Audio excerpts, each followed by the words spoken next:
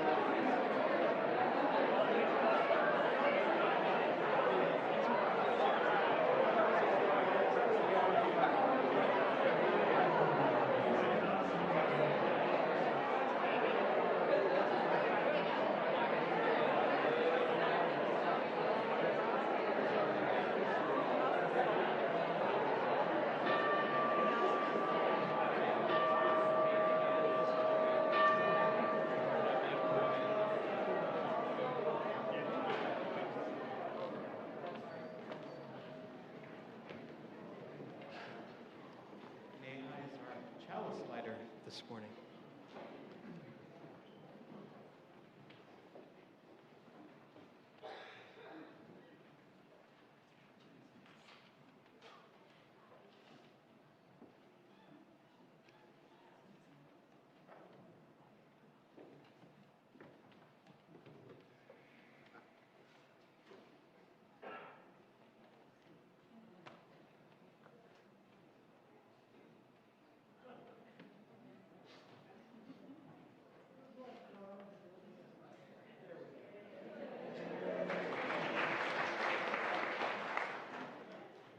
Join us, please.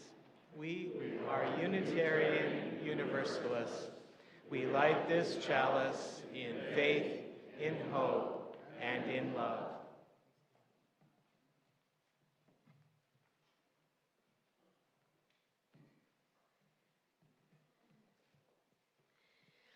I'll just say that I always like it when our chalice is a little hard to light, because life can be like that, and we figure out a way to light it. And as Reverend Leah taught us a few weeks back, if you don't even have a chalice, you can always create one with your hands. So there we go. Our opening words are found in our hymnal number 434. May we be reminded here of our highest aspirations and inspired to bring our gifts of love and service to the altar of humanity. May we know once again that we are not isolated beings, but connected in mystery and miracle to the universe, to this community, and to each other. I'm about to share a special Time for All Ages. This past week, I was able to interview Rachel Crandall-Crocker, who founded the International Trans Day of Visibility in 2009, and a holiday that she hoped would serve maybe thousands of people has actually come to be a holiday celebrated all around the world by multiples of millions of people. Yeah.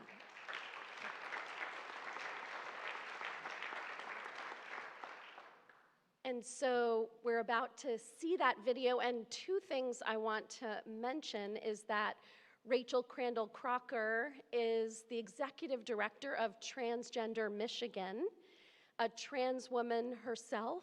And also, you might notice she's out about having Tourette's. And so you'll notice that sometimes she stutters a little bit. And that's what that is. She has Tourette's. And many say Moses may have had Tourette's. We're about to celebrate a Passover Seder because, as we read in the Bible, Moses stuttered. So she's in a long line of advocates who maybe are less comfortable behind a microphone, but you'll see Rachel Crandall-Crocker is very comfortable speaking in public. Without further ado.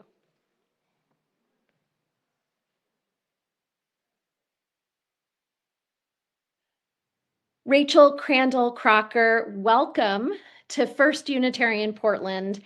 We are so grateful to have you here with us today through our virtual sanctuary. I have a few questions that I would love to ask you. First, why did you decide to found Trans Day of Visibility, and what is the holiday all about? Well, I wanted a day that people all around the world can celebrate being transgender.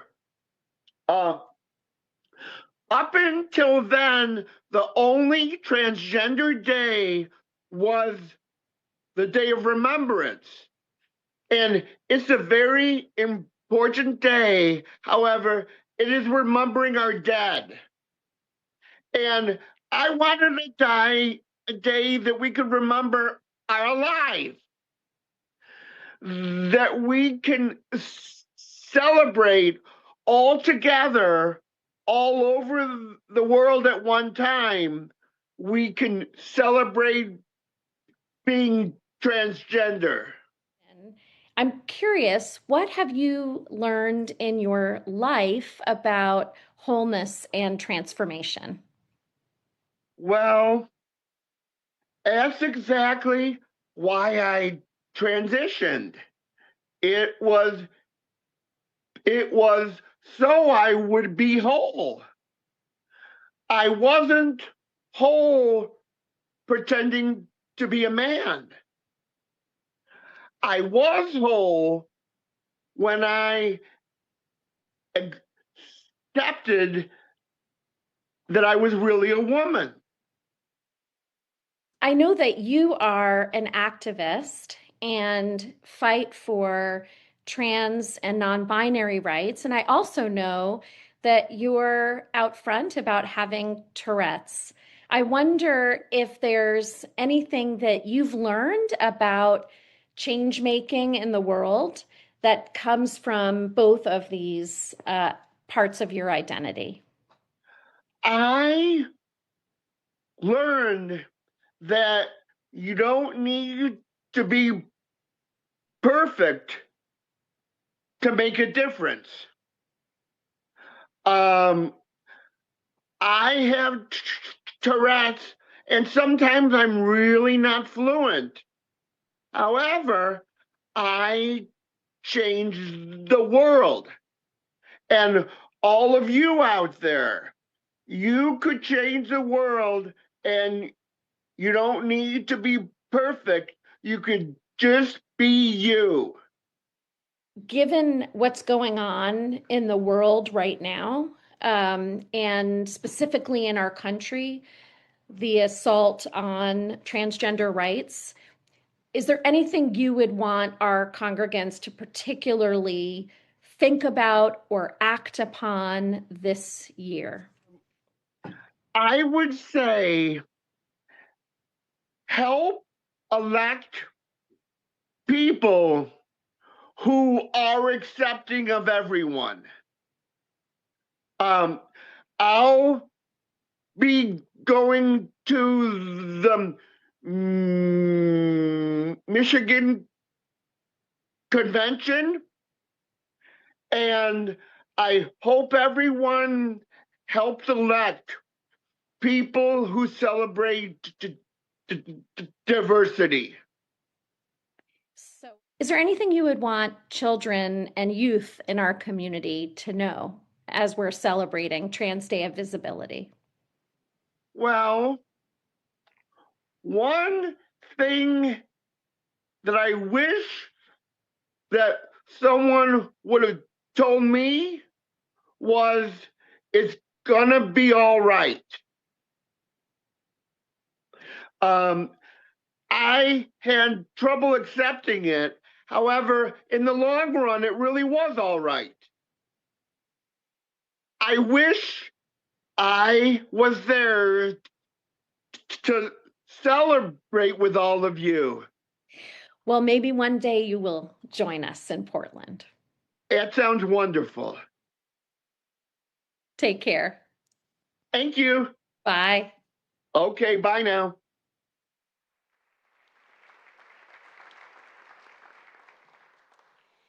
And a fun fact that I had to cut out of the video for time is just to let you know that Rachel has Jewish heritage, but she's also participated in one of our UU congregations when she lived in Lansing, the UU congregation in Lansing, Michigan, where she felt very welcomed, and it was a positive part of her religious journey.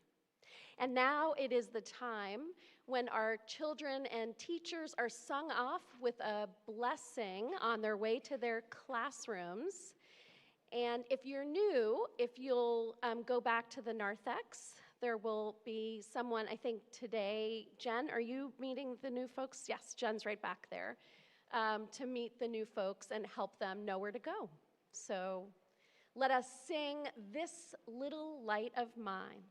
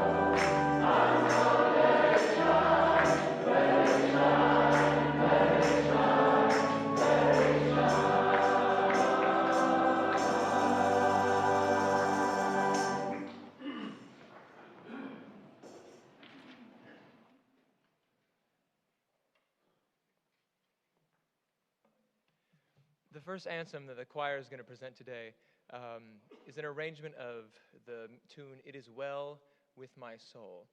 And I find that this congregation appreciates context, so here's some context for you. Horatio Spafford, a Chicago lawyer and a Presbyterian church elder, wrote these words in 1873. His family was going on a vacation, taking a steamship, and he was finishing up some work in Chicago, and then later he would join them. On the way out, that ship sank, losing all 4 of his daughters in the shipwreck, a year after losing his son to scarlet fever. As he was taking the rescue boat out to attempt to salvage the ship and to find the members of his family, he penned these words, "When peace like a river attendeth my way, when sorrows like sea billows roll, whatever my lot, thou hast taught me to say, it is well with my soul." Yes, there's Christian ideology in this, and that is the faith experience that he drew this from. But I ask you today, as you listen to this, what can we take from this? Whoever you are, however you are, it is well with my soul. Finding that peace and that serenity, even in the most troubled of times. Thank you.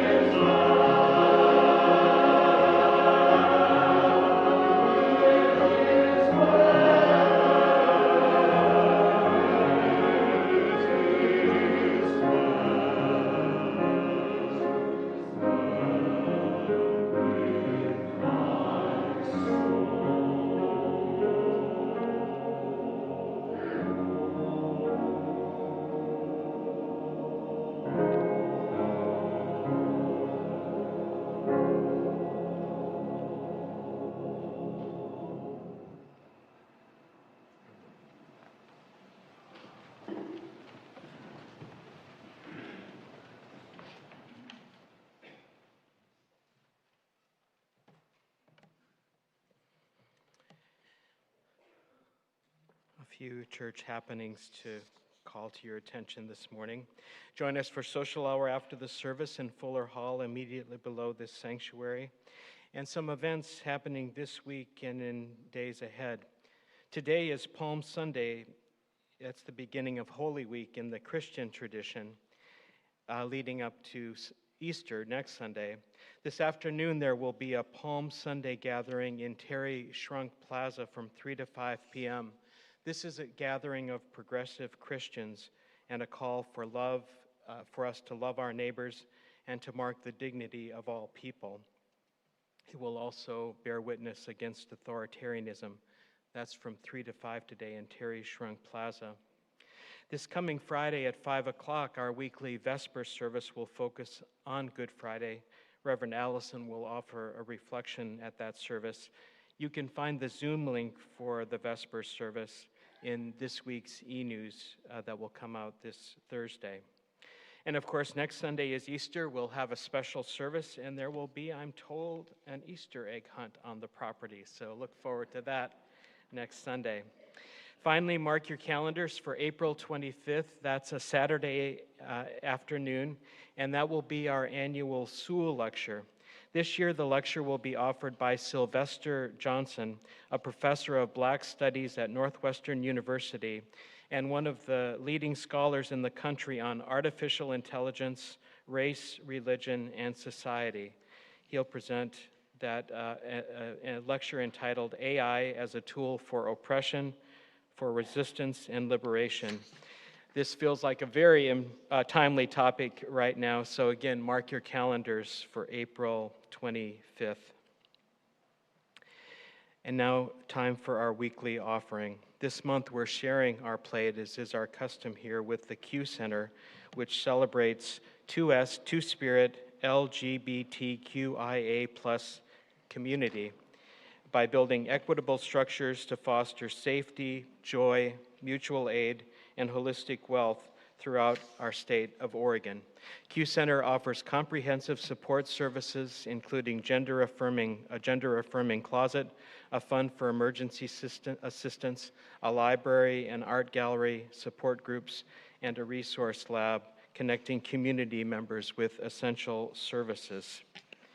To give, if you'd like to give here in the sanctuary, our ushers will come through shortly to receive cash and checks.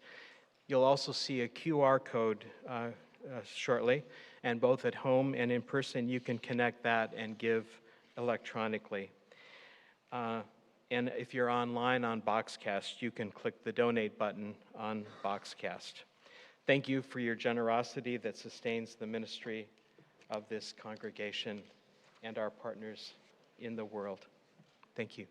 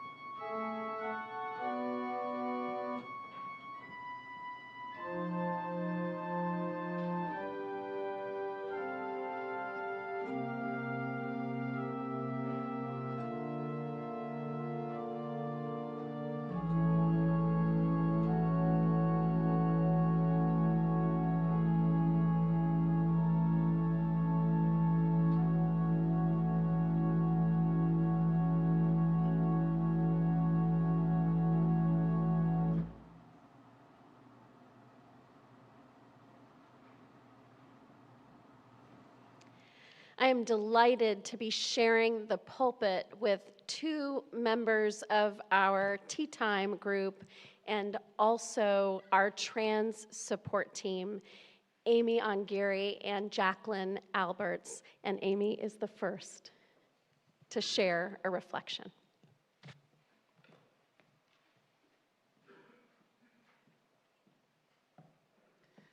So my name is Amy Abugo Ongeri, and I'm a non-binary person who is part of both Tea Time and our congregation's support group for trans and non-binary people. And that's our support group for trans and non-binary people. And I'm also part of our congregation's political action committee, the trans support team. When I moved to Oregon, I was so happy to claim a driver's license with an X on it as a gender marker. I felt like my documents were finally a reflection of who I am.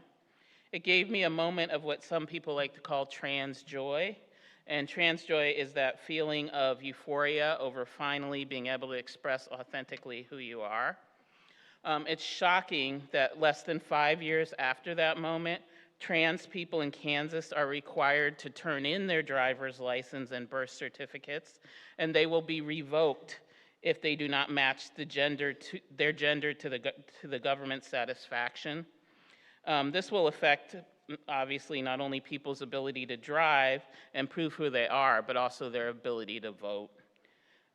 This is just the latest anti-trans legislation, and anti-trans laws have proliferated during the Trump administration, limiting everything from bathroom access, access to sports, military service, and gender-affirming care, and more. In fact, between 2024 and 2025, anti-trans legislation has increased by a shocking 45%. I personally have seen one friend be decommissioned from the military. I've had 2 friends who take their own lives. Several people lost jobs, and many people face an increase of harassment since Trump took office and declared trans people, quote, a threat to national security. Despite the fact that trans people constitute less than 1% of the US population. What is happening is not just a collection of bad laws or political disagreements. It's something much more serious, and it has been named as such. Earlier this month, the Lemkin Institute for Genocide Prevention and Human Security issued a red flag alert for the United States, warning that our country is now in the early to middle stages of a genocidal process targeting transgendered people.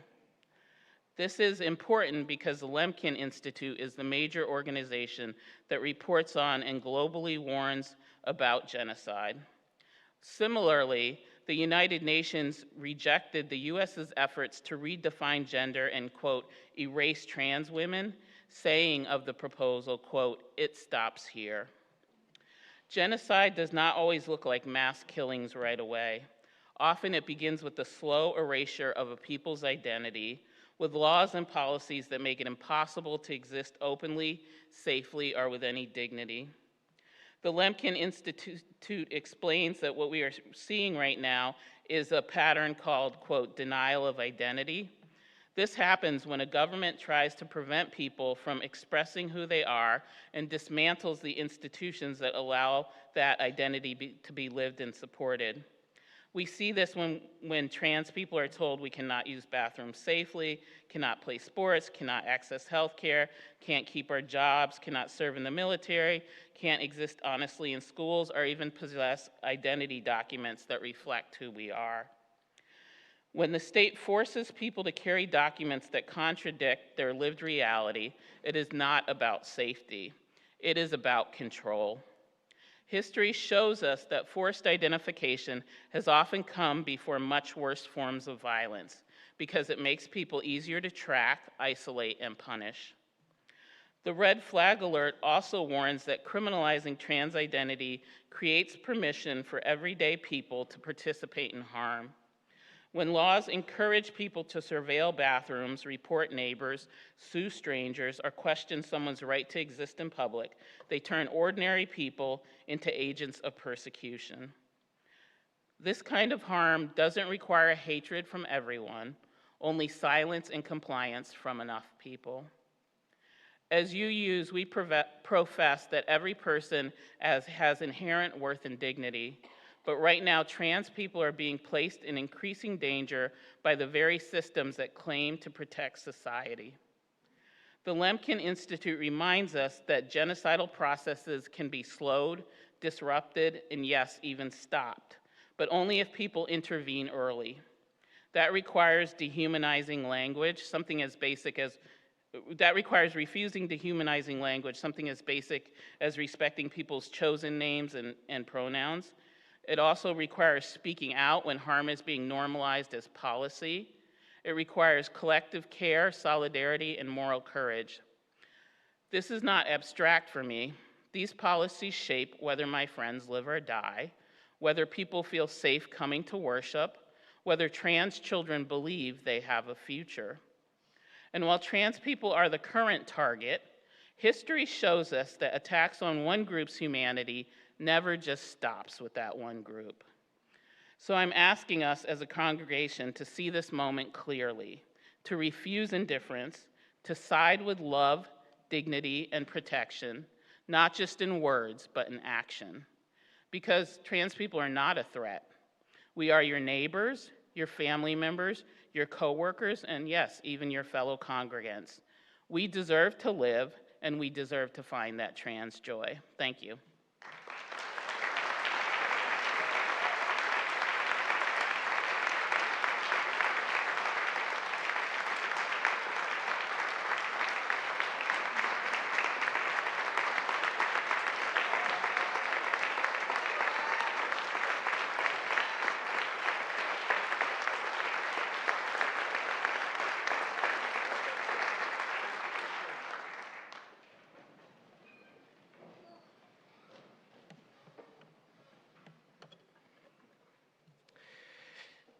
We make space each week in our service for the concerns and milestones of our community life together. Just a reminder that to have a milestone announced or an intention you'd like to be held in prayer by our ministers and lay ministers, just go to the church website and search for pastoral care, and you'll see a form that will come up, and you can fill that out. That will get the information to our ministers and our lay ministers. And if you're here in person, a reminder that you can light a candle of intention in one of our galleries. One joy to celebrate today, our flowers are given in honor of Art and Arliss Unger's 70th wedding anniversary, which was last Monday. Congratulations, Art and Arliss.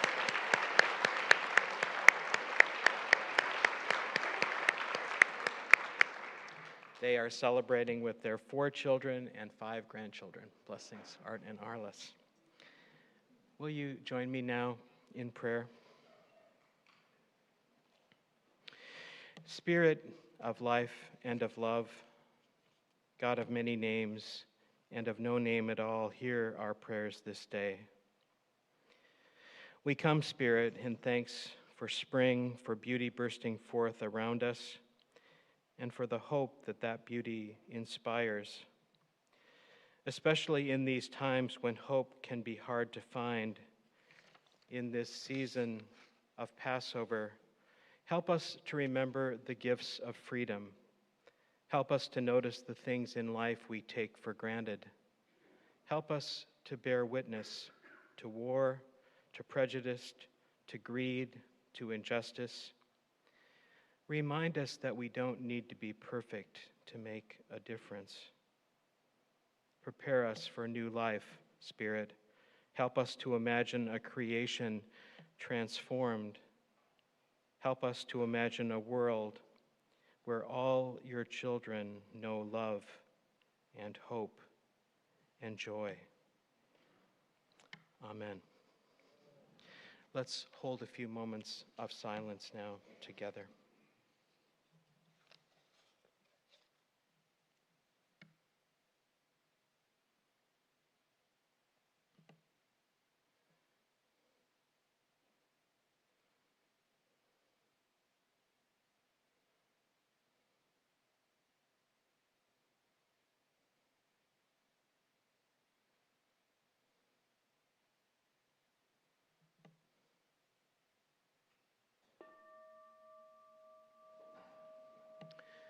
Let's rise now in body and in spirit and sing our doxology, Spirit of Life.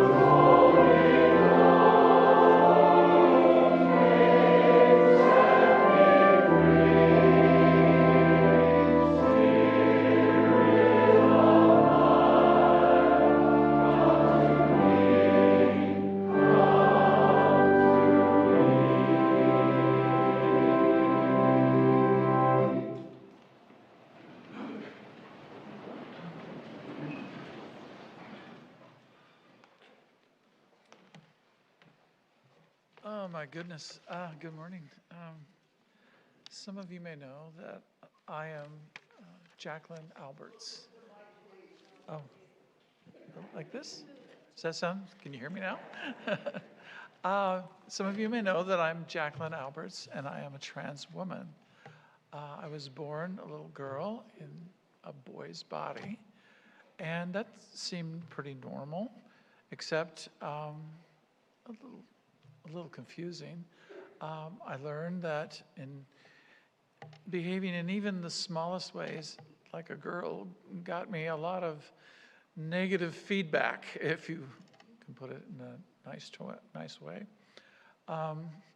So over time, I learned that I just sort of hid that part of myself and learned to behave like a little boy. This, I think, was the first moment when I lost my personal sense of wholeness and began a long internal struggle to figure out who and what I was, what I am.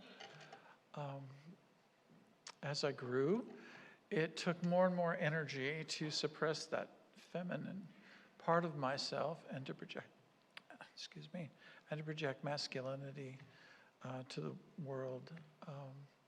To compensate for that, I began creating beauty in my surroundings. But I found that that made me suspect of being effeminate or queer, which weren't very positive terms in those days. So pretty soon I was hiding both my creativity and my femininity. This continued until I was 19 and drafted into the military. I went into the Navy, and something on a subconscious level just completely shut down my feminine side. It just like went away, like it wasn't even there. And I remember at the time thinking, cool, problem solved. I had magically found wholeness, but there wasn't any peace in that.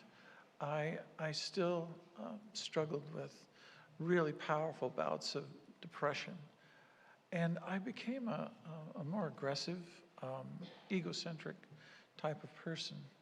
Still, there was a lot of relief in not having this gender conflict at the center of my soul. So fast forward a few years, I've left the military. My little brother, little 23-year-old brother, he drowns, and I cannot express to you the awful power of that grief. It hit me like the blast from a nuclear bomb. As I was struggling to maintain my emotional stability, I had outpouring of creativity. I took up photography. I studied interior design. I became interested in fashion. It was all-consuming and kind of a little confusing, but enormously therapeutic.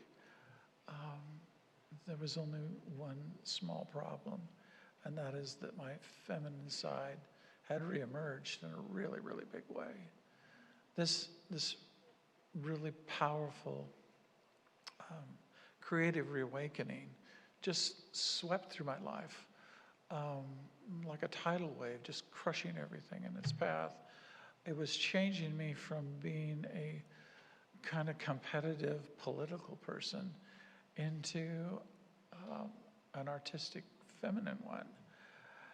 And it was happening really fast, and it made me feel very uncomfortable. So I did what I always do in those kind of situations. I fought it tooth and nail. But the problem is, over the long term, it didn't work. So a couple decades later, after a lot of internal resistance, I was coming to the end of my rope. I knew that I wanted to be female, but for the life of me, I couldn't figure out how that was going to work. But I was starting to have suicidal ideation and suicidal impulses. That really scared me. So I came out to my wife, and I got psychiatric counseling. I had come to what you might call my to be or not to be moment. I decided to be and to live as a trans woman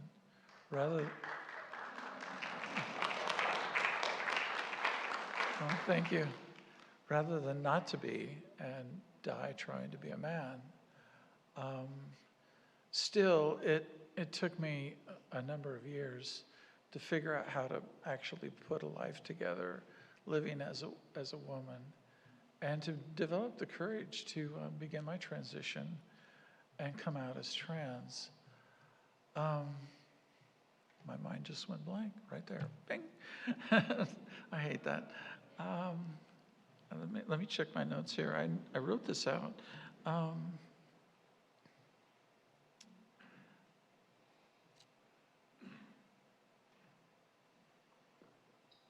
Shortly after I started this process, I noticed that my artwork became kind of richer and more textured. It had deeper meaning to it. And my creativity, I'd always seen as related to my femininity. But what I realized is that it was not only related to my femininity, it came directly from it. And this makes sense because creativity is, at its core, about self-expression. So when I was suppressing a part of myself, I was also inhibiting my ability to create. But I think the biggest thing that I began to realize, the biggest revelation in this process, was that this dark, feminine shadow self that I'd been suppressing and hiding from everyone was actually the most beautiful part of me and kind of the beating heart of my soul. And it's with that, when I made that realization, it has given me more peace and joy and wholeness than I ever could have imagined. So when we talk about wholeness, spiritual wholeness, I think it's good to realize that this is not always a quick process. It's not always easy. And in my case, it was a long and very difficult journey to start having that kind of wholeness. But I think it was worth the effort. Thank you. And God bless.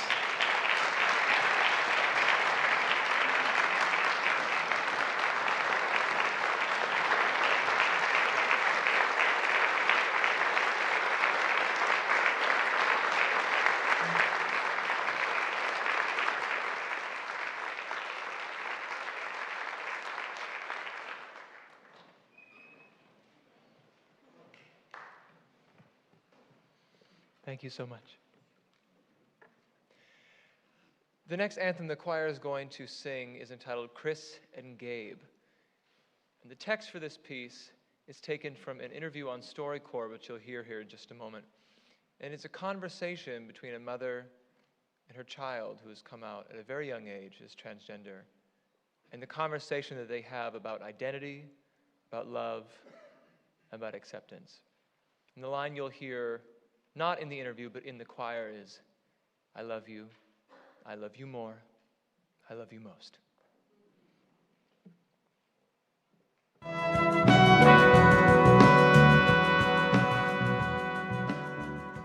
Do you remember when things really changed for you? We went to a camp and I met 3 best friends, Luke, Brock, and Cooper. They were all transgender like me, so they all wanted to be boys. Brock taught me how to pee standing up. And that was huge for you, right? Yeah. That's why I said we're bros. We know each other. Do you ever get scared about what it's going to be like to grow up transgender? I've been wondering if when I'm older, a lot of people will try to hurt me or something. Like if they find out that you were born a girl and they have a problem with it, you think that they might try to hurt you in some way? Yeah. Were you ever worried about telling me that you were transgender? Yes. Did you ever try to tell me and then change your mind? How many times do you think? I think like 4 times. 4 times. I was worried that you liked me as a girl. Because we used to have a lot of fun. Do we still have fun? So it doesn't really matter if you're a boy or a girl, right? Yeah. I didn't know that you were dealing with that on your own.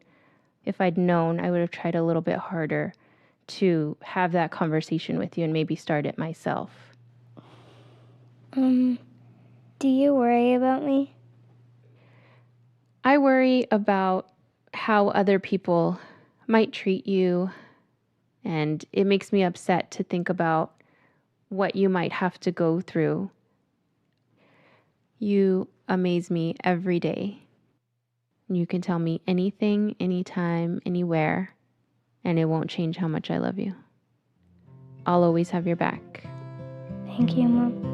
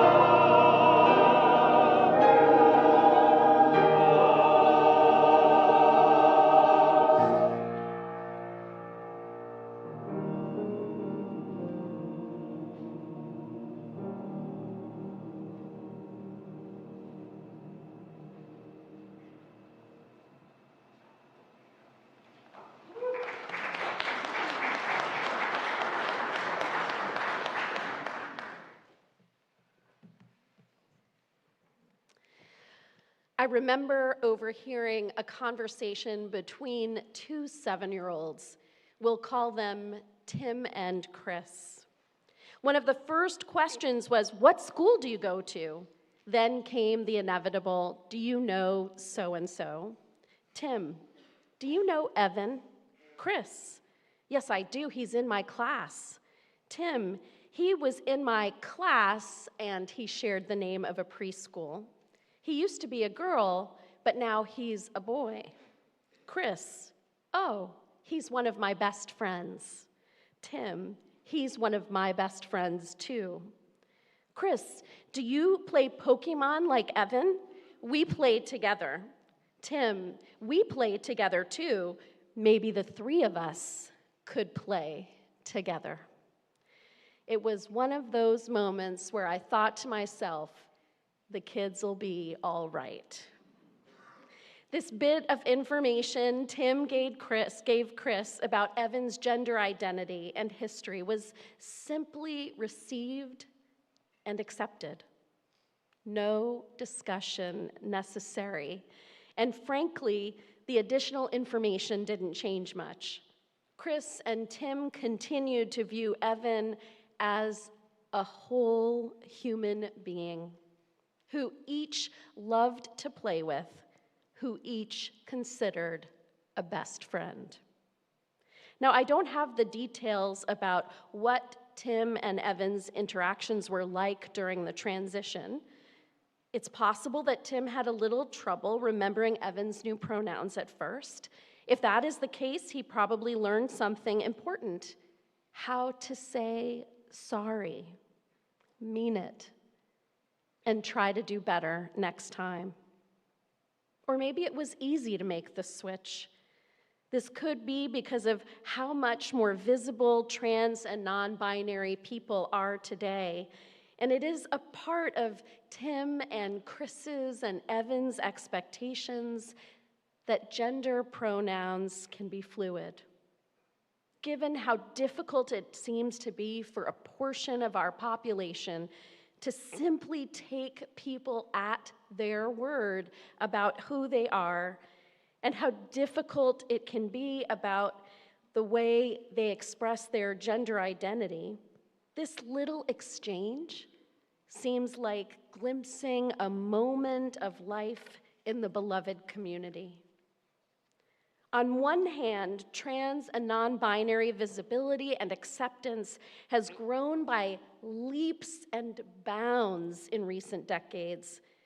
This has included laws which protect trans and non-binary people's civil rights. In 2015, the Obama administration removed the ban on transgender individuals serving openly in the military. In 2020, the Supreme Court ruled that Title VII of the Civil Rights Act of 1964, which prevents discrimination on the basis of sex, religion, race, color, national origin, extends employment protections for transgender people. On the other hand, this has led to a cruel backlash during the 2 Trump administrations. Last year, in 2025, 1,022 anti-trans bills were introduced in states across our country, and 126 were passed. Already in 2026, 747 anti-trans bills have been introduced in 42 states. 23 of these have passed, 47 have failed, and 677 are still active. It is vital that we speak out as a religious community because many of these efforts are being done in the name of religion and in the name of God. The Christian nationalist agenda has merged with the Republican Party platform. When religion and the state merge anywhere in the world and at any moment in time, both religion and the state are corrupted. Our denomination played a leadership role in the fall to create an interfaith statement that was signed by the leaders of 8 religions, including the Reverend Dr. Sophia Betancourt, the president of the UUA. The collective statement includes these words: "We unequivocally proclaim the holiness of trans, non-binary, and intersex people. And we share a fundamental belief that all people hold infinite value and dignity, and we are morally compelled to care for those living under persecution." Yes.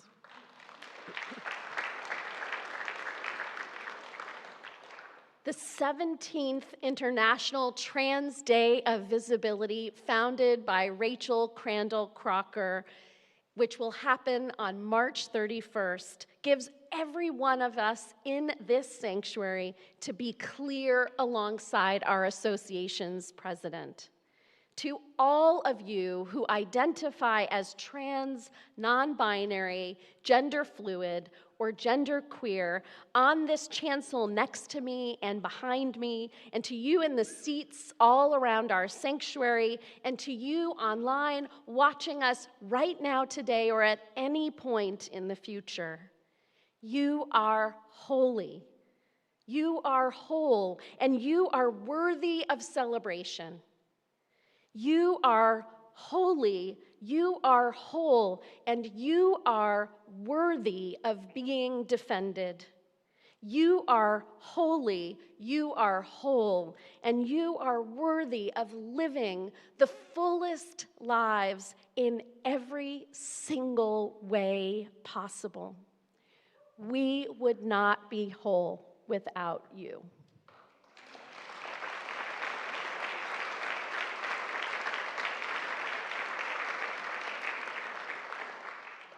So tell visitors when they show up that we have a tea time support group for trans and non-binary folks. And stop by the table for the trans support team and find out how you might be able to help as more and more people move from less safe states to safer states and cities like Portland. And find out what our Democracy in Action group is up to. We must be engaged and active when so many people's rights are being denied. We will do everything within our power to resist the wave of hatred and bigotry that is coming from those temporarily in power to diminish for all they are doing to diminish, dehumanize, criminalize, and erase the existence of our beloved neighbors, congregants, and loved ones. We are family, both in the literal sense and in terms of our religious eschatology, which describes our understanding of our destiny. Our destiny is intertwined. The kingdom of heaven or the beloved community includes all of us, and we must actively pursue its creation together here on earth. Speaking of creation, in addition to a shared destiny, we Unitarian Universalists also speak of shared origins. We all come from one source, whether you hold a more scientific or religious point of view on our origins, that does not change. Trans and non-binary folks are not a new phenomenon in any society on earth. They have always been here since the very beginning.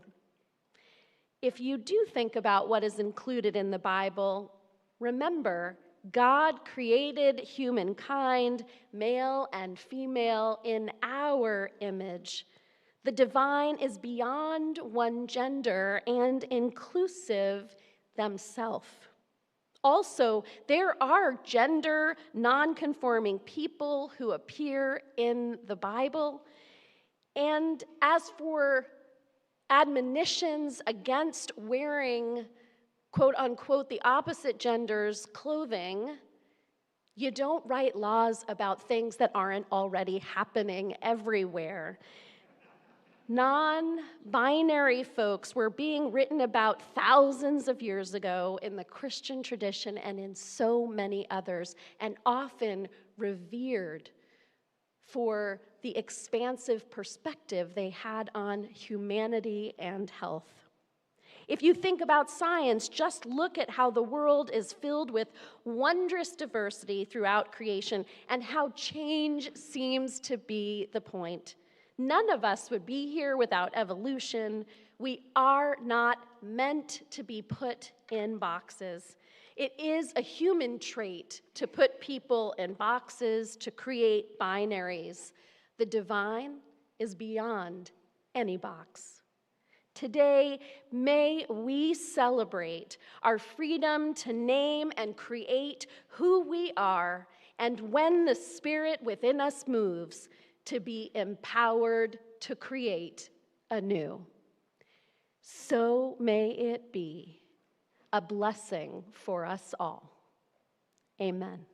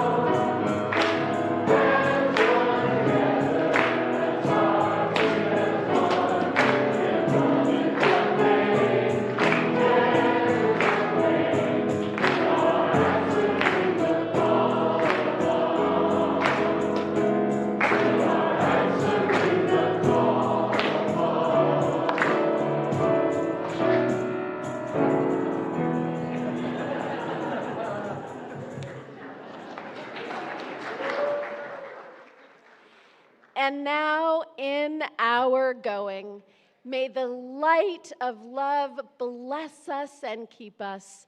May it shine down upon us. May it be gracious unto us. And may it radiate out from all of us, fashioning us into a people who dare to be truly free and who speak and act for the liberation of others. For this is the day that you and I are given. So let us rejoice and be glad in it. Go in peace. practice love. Amen.